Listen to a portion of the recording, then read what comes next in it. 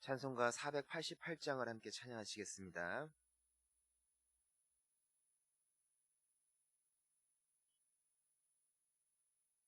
찬송가 488장입니다.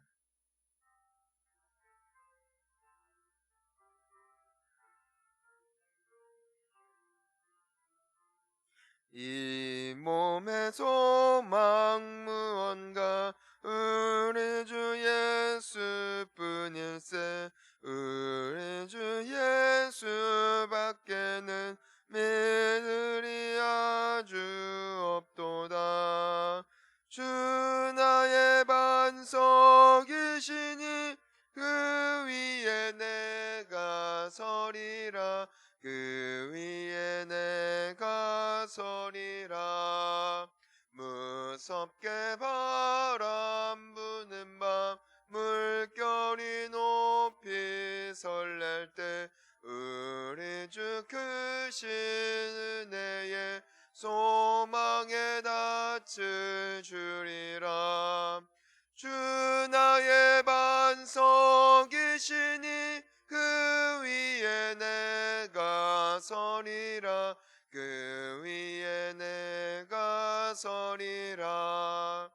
세상에 믿던 모든 것 끊어질 그날 되어도 그 주의 언약 믿사와 내 소망 더욱 크리라.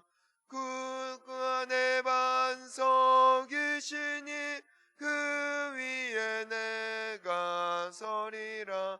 그 위에 내가 서리라. 바라던 천국 올라가 하나님 앞에 배울 때 그 주의 의를 힘입어 여심하로 서리라. 주 나의 반석이시니 그 위에 내가 서리라. 그 위에 내가 서리라. 아멘. 함께 사도신경으로 우리 신앙을 고백합니다. 전능하사 천지를 만드신 하나님 아버지를 내가 믿사오며 그 외아들 우리 주 예수 그리스도를 믿사오니 이는 성령으로 잉태하사 동정녀 마리아에게 나시고 본디오 빌라도에게 고난을 받으사 십자가에 못 박혀 죽으시고 장사한 지 사흘 만에 죽은 자 가운데서 다시 살아나시며 하늘에 오르사 전능하신 하나님 우편에 앉아 계시다가 저리로서 산자와 죽은 자를 심판하러 오시리라. 성령을 믿사오며 거룩한 공예와 성도가 서로 교통하는 것과 죄를 사하여 주시는 것과 몸이 다시 사는 것과 영원히 사는 것을 믿사옵나이다. 아멘. 함께 나눌 하나님의 말씀은 데살로니가 전서 4장 13절부터 18절까지 말씀입니다. 데살로니가 전서 4장 13절부터 18절까지 말씀. 저희 함께 한 목소리로 나아갑니다. 형제들아, 자는 자들에 관하여는 너희가 알지 못함을 우리가 원하지 아니하노니 이는 소망 없는 다른 이와 같이 슬퍼하지 않게 하려 함이라. 우리가 예수께서 죽으셨다가 다시 살아나심을 믿을진대 이와 같이 예수 안에서 자는 자들도 하나님이 그와 함께 데리고 오시리라. 우리가 주의 말씀으로 너희에게 이것을 말하노니 주께서 강림하실 때까지 우리 살아남아 있는 자도 자는 자보다 결코 앞서지 못하리라. 주께서 호령과 천사장의 소리와 하나님의 나팔 소리로 친히 하늘로부터 강림하시리니 그리스도 안에서 죽은 자들이 먼저 일어나고 그 후에 우리 살아남은 자들도 그들과 함께 구름 속으로 끌어올려 공중에서 주를 영접하게 하시리니 그리하여 우리가 항상 주와 함께 있으리라. 그러므로 이러한 말로 서로 위로하라. 아멘. 세상과 구별되어 살아간다는 것, 이것은 크리스천의 운명입니다. 숙명입니다. 왜냐하면 우리는 더 이상 세상에 속하지 않았기 때문입니다. 전 여러분들의 정체성이 분명해지시기를 주님의 이름으로 축원합니다. 전 여러분들이 세상의 것이 아님을 기억하시기를 바라는 거예요. 여러분들은 세상과 달라는 것이 너무나 당연한 것이고 지극히 정상인 것이고, 때문에 그들과 소통을 하더라도 온전히 되지 않는 것이 정상인 것이고, 여러분들이 그들과 어울리고 싶어도 온전하게 어울릴 수 없는 것이 정상이에요. 왜? 나는 정체성이 바뀌었으니까. 나는 그들과 다르니까. 무엇이 다르다는 것이죠? 우리는 하나님의 자녀들입니다. 우리는 세상에 속한 자들이 아니요 천국에 속한 자들이고, 우리의 영원한 집은 이 땅이 아니라 영원한 하늘이라는 것이에요. 우리의 영원한 구주 되신 이는 나의 삶이, 나의 자체가 아니라 나의 인생과 나의 운명에, 나의 소망이 있는 것이 아니라 우리의 주인 되시고 우리가 영원히 따르리, 우리가 바라보시는 이가 예수 그리스도시라는 것이에요. 이것이 우리의 완전히 다른 정체성입니다.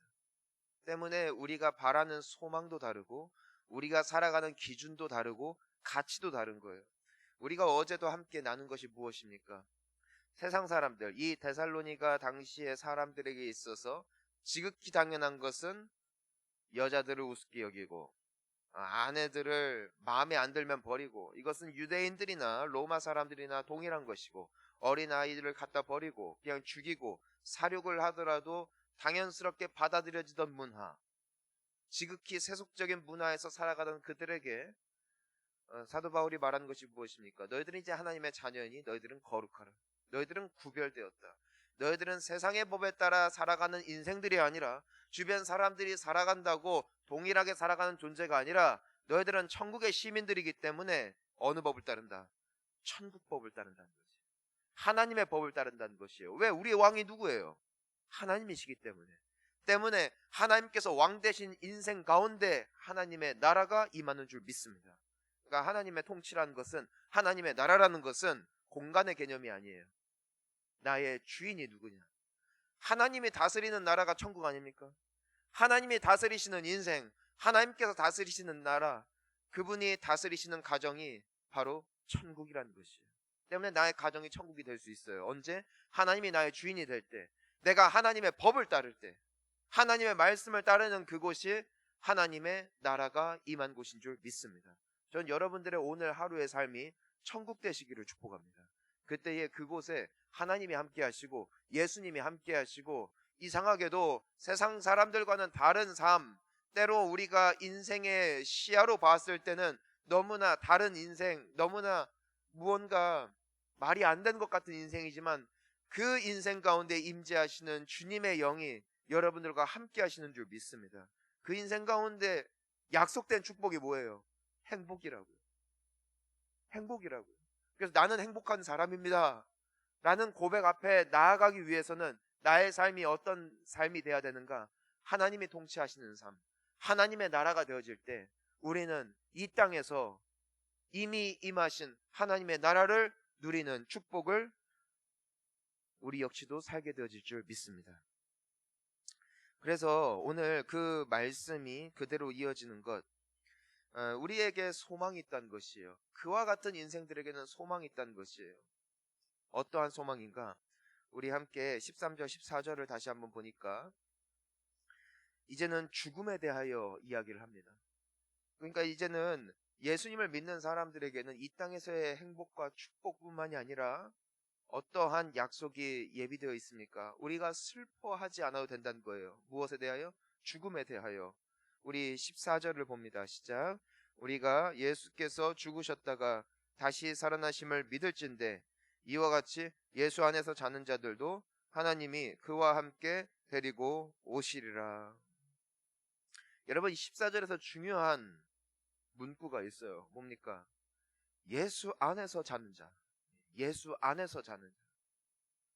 그러니까 예수님 믿고 죽은 사람, 예수님 믿고 이 세상을 떠난 사람은 반드시 부활합니다. 예수님이 부활하셨어요. 즉 예수 안에 있는 자는 예수와 함께 부활할 줄 믿습니다.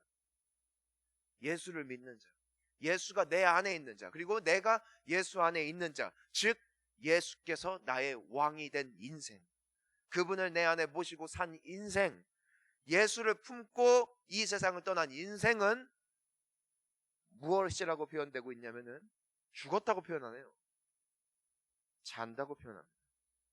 잔다는 것은 깨어남을 의미하는 것이고, 깨어날 것을 아는 자는 평안히 잠드는 줄 믿습니다. 우리가 잠잘 때 불안해하지 않아요. 드디어 잔다. 평안히 자는 거예요. 왜? 다음날 일어날 걸 아니까. 우리가 죽을 걸 안다면 얼마나 불안할까요?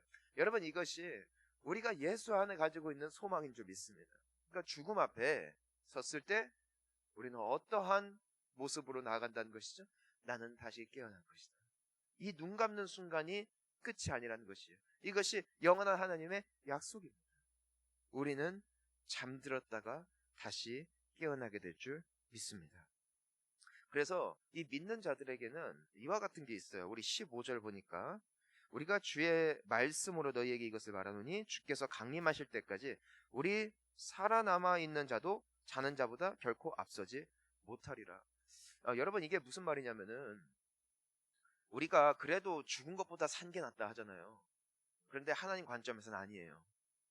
하나님 관점에서 보면은 누가 먼저 왔다, 누가 나중에 왔다, 이러한 시간의 개념이 아니라 그날이 오면은, 그러니까 마지막 날이 오면은 그 최후에 하나님께서 이 땅 가운데 임하셔서 새하늘과 새 땅을 다시 허락하시는 그 날이 오면은 역사에 있었던 모든 사람들이 하나님 앞에 한 줄로 선다는 겁니다. 누구 하나 우선할 것 없이 동일한 시간에 동일한 상황에서 동일하신 하나님 앞에 동일한 심판을 받게 될 것이라는 것입니다. 누가 더 오래 살았고, 누가 더 먼저 왔고, 누가 더 나중에 왔고, 이런 것이 없다는 것이에요. 16절을 보니까 자, 그날 뭐라고 됩니까? 마지막 날이 온다는 것이에요. 마지막 날. 예수님께서 두 번째 오실 날이 온다는 것입니다. 그때 주께서 호령과 천사장의 소리와 하나님의 나팔로 치니 하늘로부터 강림하시리니 그리스도 안에서 죽은 자들이 어떻게 됩니까? 먼저 일어나고. 그러니까 여러분, 우리가 기억해야 되는 것이 뭐냐면은 우리가 지금 죽잖아요. 그러니까 예수님 오시기 전에 먼저 죽잖아요. 그러면 우리는 천국에 간다고 하잖아요. 우리의 영이. 근데 그 날이 오기까지, 그러니까 예수님이 다시 오실 때까지 아직 완전한 그 나라는 완성되지 않았습니다. 그 나라는 언제 완성되냐면 예수 그리스도께서 두 번째 오시는 날 완성되는 거예요. 그러니까 우리의 죽은 몸이 예수님께서 오시기까지는 영으로 존재해요. 우리의 육신은 어디에 남아요? 이 땅에 남아요. 불로 태우든 땅에 묻든 묻는다고요. 우리의 영은 천국 아니면은 지옥이죠. 저는 여러분들에게 분명하게 하고 싶습니다. 자, 귀신은 세상에 있습니다. 하지만 사람의 영은 세상에 없습니다. 기억하십시오. 조상님은 천국 계시거나 지옥 계십니다. 믿으시기를 바랍니다. 그런데 거기서 못 옵니다. 이 세상에 있는 모든 영들은 귀신이에요. 귀신은 우리 조상님들의 영이 아니라 타락한 천사들이 천국으로부터 쫓겨난 저주받은 존재들입니다. 원수 마귀가 대장이고요. 귀신들은 졸개들입니다. 그 마귀가 누구예요 원래? 천사장 루시퍼. 그리고 그와 함께 하나님을 반역했던 대략 3분의 1가량의 천사들, 대항했다가 천국으로부터 추방당하여 저주받은 존재들이 우리가 알고 있는 귀신들이며, 그들은 각 사람들의 문화권마다 그들의 형체와 그들의 어떤 그 모습을 속임으로써 우리에게 다가오는 거예요. 그러니까 모든 나라에 조상의 개념이 있는 게 아니에요. 우리나라에 있는 거예요. 우리나라에는 뭐 처녀 귀신도 있고, 뭐 어디 가면은 강시도 있고, 어디 가면은 뭐 좀비도 있고, 다양한 모습들로 귀신들은 그들의 문화권에 맞추어 옷을 갈아입는 거예요. 특히나 효심이 지극한 사람들에게는 조상의 옷을 입고 올 수도 있어요. 꿈에 나타나요. 꿈에 나타나서 막 말해요. 그러면은 내가 간밤에 우리 어머니를 보았어. 우리 할머니가 나한테 제사 드리래. 막 이래요. 그래서 그 교회 다니면서 드디어 제사를 끊게 되었는데, 귀신 숭배를 끊게 되었는데 꿈자리에서 봤다고 다시 제사 드리는 분들을 봤어요. 여러분, 그것들 여러분 조상님들 아니에요. 귀신들이에요. 믿으시기를 바랍니다. 그리고 여러분들이 그거 분명히 하시기를 바랍니다. 제사는 그래서 드리지 말라는 거예요. 그저 하나님만 예배해야 된다라는 개념이 아니라, 그들이 조상님들이라면은 저도 절할 거예요. 아니, 나중에 우리 부모님이 되셨던 저희 할머니, 제가 참 좋아하던 할머니, 만약에 그분이 제사상 차려서 오셔가지고 제 절 받으실 수 있다면은 저는 설날과 추석 때 제사상 차려놓고 저도 절할 겁니다. 그 오셨으니까 예의는 차려야죠. 예. 그런데 안 합니다. 왜? 그거 할머니 아니에요. 할머니 천국 계세요. 그러니까 여러분, 제사 끊으시기를 축원합니다. 그리고 제사 안 드리시기를 축원합니다. 여러분 절하는 대상 귀신입니다. 귀신에게 절하지 마셔야 됩니다. 하나님께서 그날 오시면 그제야 우리의 죽은 몸이, 내가 영으로만 있던 내가 어떠한 몸을 입게 되냐면 부활의 몸을 입게 됩니다. 부활의 몸. 이건 육신이에요. 육신이라고요. 근데 완전한 육신. 자, 예수님께서 부활의 옷을 입고 부활하셨어요. 그러니까 어떻게 돼요? 시간과 공간 개념이 사라져요. 그러니까 제자들이 있는 곳에 문을 꽁꽁 잠가놨는데 갑자기 거기 나타나요. 승천해요. 그냥 여기저기 다니세요. 아마 배도 안 고프셨을 것 같아요. 40일 동안 사람들에게 나타나셨어요. 눈에 보여요. 만질 수도 있어요. 안을 수도 있어요. 똑같은 예수님이에요. 그런데 다른 거예요. 왜? 부활의 몸이기 때문에, 영생의 몸이기 때문에, 영원히 아프지 않은 육신, 영원히 눈물 흘리지 않을 불멸의 존재.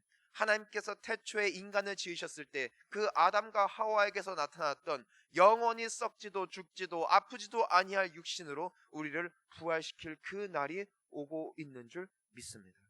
그러니까 나의 육신의 이 늙어감, 이것은 서러운 일이죠. 하지만 그날 여러분들은 가장 온전하고 완전한 모습으로 부활하게 될 줄 믿으십시오. 그래서 그 날에 우리가 17절에 보니까 하나님을 영접할 거예요. 예수님을 영접하게 될 것이고, 그리하여 우리가 항상 주와 함께 있을 것이다.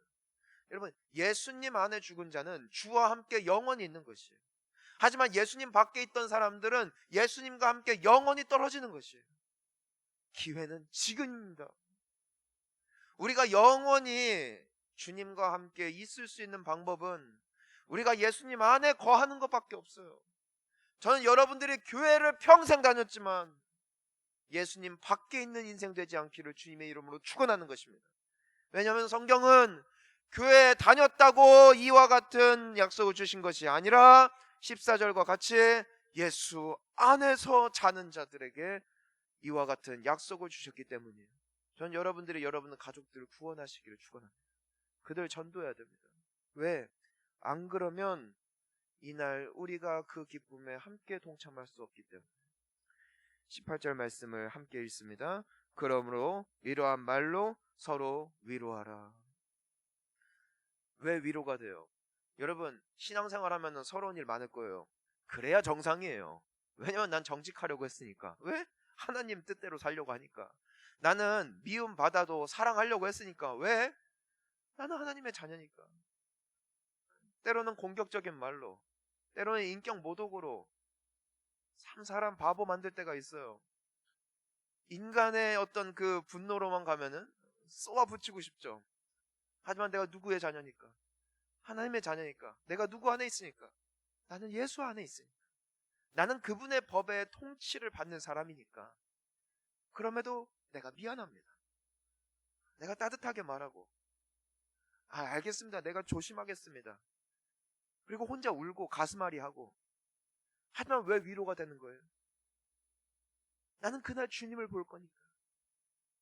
그날 주님이 내가 주님의 법을 준수하여 살아갔던 그 모든 날들 때문에 세상 사람들로부터 받았던, 세상에서 살아가면서 받았던 그 모든 서러움을 주님께서 위로해 줄 그 날을 나는 기다리는 사람입니다. 이것이 위로가 된다는 것입니다. 누군가에게는 두려움이고 누군가에게는 위로가 될 그날이 오고 있습니다. 저는 오늘 하루 여러분들이 하나님 법대로 사시는 좋은 천국 시민 되시기를 주님의 이름으로 축원합니다. 그리고 무엇으로 위로할까? 그런다고 그 사람이 바뀔까요? 안 바뀌어요. 그런다고 그 사람이 여러분들 알아줄까요? 안 알아줘요. 하지만 뭐가 위로가 된다고요? 그날이 위로가 될 것입니다. 그날 주님이 오시면 모든 것이 끝날 것이고 여러분들은 고백할 것입니다. 주님 감사합니다. 여러분 그날까지 승리하시는 우리 모두가 되어주시기를 주님의 이름으로 축원합니다. 함께 기도하시겠습니다. 이 시간 우리 함께 기도할 때에 이 천국을 우리가 다시 한번 사모하며 우리가 이 땅에 살아가는 것, 천국 시민으로 살아가는 것, 하나님의 나라가 임한다는 것 우리가 다시 한번 묵상하기를 원하고 나는 천국을 사는가 아니면 세상을 사는가 우리가 회개할 것들은 회개하고 다시 한번 주님 안에서 살 수 있는 은혜가 있게 해달라고 우리가 결단하며 기도했으면 좋겠습니다. 아울러 우리 서산 본향교회와 우리 원로 목사님을 위하여 함께 기도해 주시기를 바라겠고요. 또한 우리가 지금 살아가고 있는 이 시대가 참 여러모로 어렵습니다.